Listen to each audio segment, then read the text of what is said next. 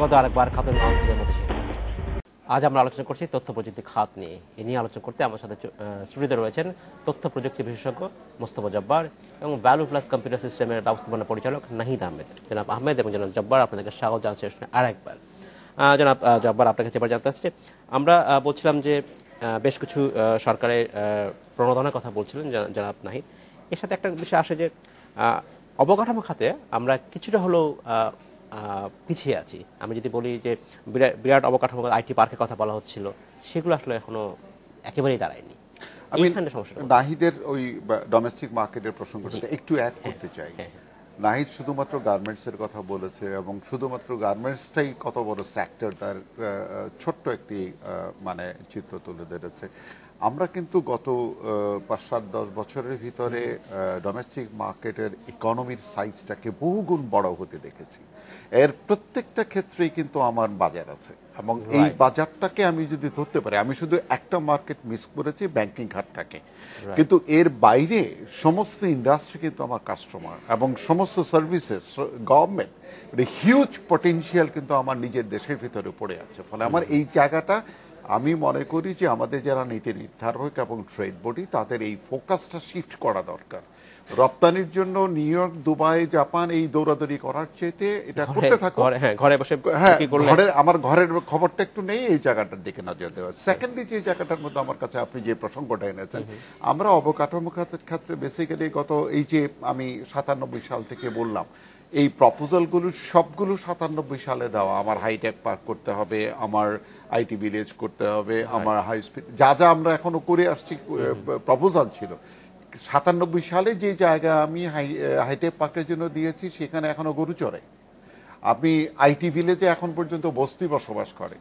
আপনি অবাক করার কাণ্ড হচ্ছে এই কারণ বাজারে এটা এখন হাইকোর্টে মামলা ঝুলে বসে আছে। তার মানে হচ্ছে বেসিক্যালি আমি কোথাও কোনো জায়গাতে এই সফটওয়্যার খাতটাকে বসাবার মতন জায়গাও দিতে পারেনি। একটি মাত্র ক্ষেত্র, সেটা হচ্ছে কারণ বাজারে একটা ইনকিউবেটর করা হয়েছে। গভর্নমেন্ট কি দিয়েছে? সার্বক্ষণিক বিদ্যুৎ এবং একটি ইন্টারনেট কানেকশন।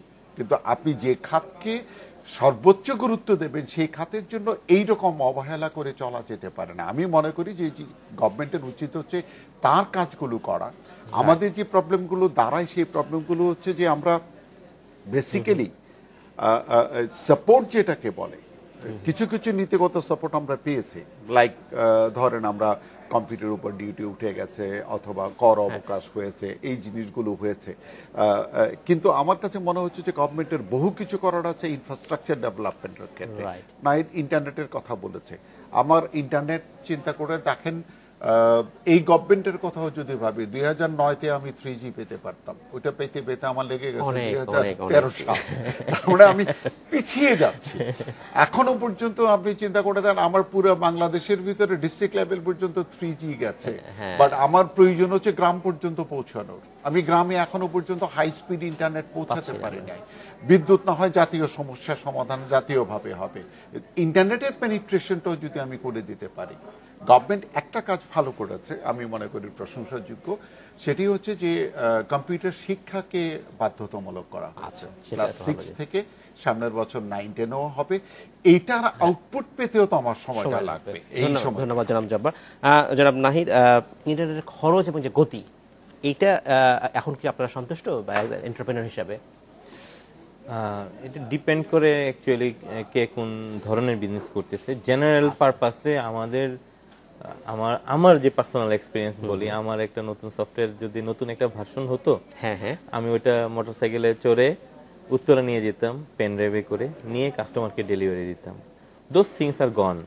আমরা আমাদের অফিসে বসে, আমাদের চিটাগাংয়ে কাস্টমার আছে, আমাদের আদমজি ইপিজেডে কাস্টমার আছে, আমাদের বোর্ড বাজারে কাস্টমার আছে, আমাদের সাভারে কাস্টমার আছে। We don't go there everyday.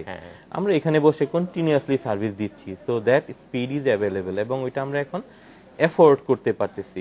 ওখানে যদি আপনি 50% আরো দাম কমান তাহলে ভালো হবে, কিন্তু that is already reduced price, speed available আছে। So I will not complain about internet, at least at this level. যেখানে ভিডিও স্ট্রিমিং এর মতো নিউ কনসেপ্ট নিয়ে যারা যেসব তরুণেরা কাজ করবে, নেটফ্লিক্স এর মতো মনে করেন, তাদের জন্য ইটস এ প্রবলেম। তাদের জন্য 16 MBPS আরো দরকার। So I think internet is fine. মানে রাইটের সাথে আমি একটু অ্যাড করব এই জায়গাটার ক্ষেত্রে। সে ধরেন আমি কম্পেয়ার করে দেখেছি, আপনি যদি পূর্ব ভারতের সাথে আমার ইন্টারনেটের প্রাইসের কথা বলেন, আমরা খুব ভালো আছি, কারণ উত্তর পূর্ব ভারতে অনেক কষ্ট হয়। আশেপাশের দেশের তুলনায় আমি খুব খারাপ আছি সেটা না, আচ্ছা, কিন্তু আপনাকে ভাবতে হবে যে এই ইন্টারনেট ব্যবহারকারীর জনগোষ্ঠী যারা সাধারণ মানুষ, তারা ঠিক এই জায়গাটায় এফোর্ড করতে পারে কিনা। আমি দেশের 4 কোটি ছাত্রছাত্রীকে শিক্ষিত করতে চাচ্ছি, আমি যদি তার কাছে একদম নামমাত্র মূল্যে ইন্টারনেট পৌঁছাতে পারতাম, তার বেনিফিটটা বেশি হতো, ইউজটা বেশি হতো। আরেকটি জায়গায় আমি বলি, আমি আমার ব্যান্ডউইথের অলমোস্ট 75% ইউজ করতে পারি না। আমার এই ব্যান্ডউইথ ফেলে রেখে এবং সেটাকে জমা রাখার ব্যবস্থা থাকতো, তাহলে ভাবতাম যে ঠিক আছে পরের শতাব্দীতে ব্যবহার করব। এটাকে কিন্তু গভর্নমেন্ট তার ব্যান্ডউইথের মূল্য কমিয়ে দিয়েছে, কিন্তু আরো কিছু জায়গা আছে, যেমন ধরেন আপনার যে এনটিটিএন গুলোর যে চার্জেস গুলো আছে, ব্যাকহোল প্রাইসেস গুলো আছে, এই জায়গাটাতে যদি কম্পিটিটিভ প্রাইসে নিয়ে যাওয়া যায় তাহলে এটা অনেক ভালো করা যায়। জনাব মোস্তফা জাব্বার, আপনার অসংখ্য ধন্যবাদ। জনাব নাহিদ আহমেদ, আপনাকে অসংখ্য ধন্যবাদ। সময় স্বল্পতার জন্য আজকে আমাদের এখানে শেষ করতে হচ্ছে, তবে ভবিষ্যতে এই বিষয়ে আপনার সাথে আমরা আবারও কথা বলবো। Thank you very much. এই ছিল আজকের আমাদের কদমগঞ্জ থেকে মধ্যে ছিল, আমাদের সাথেই থাকবেন, দেখা হবে আবারও।